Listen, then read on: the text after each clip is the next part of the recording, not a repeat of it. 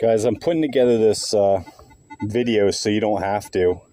It's basically, why am I falsing with my mind lab? Why am I getting so many sketchy signals?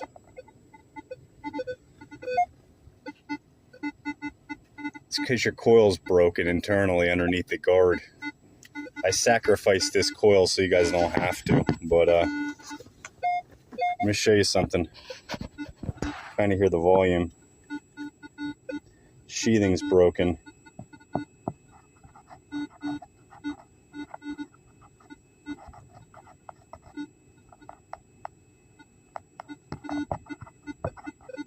It's underneath the protective sheathing.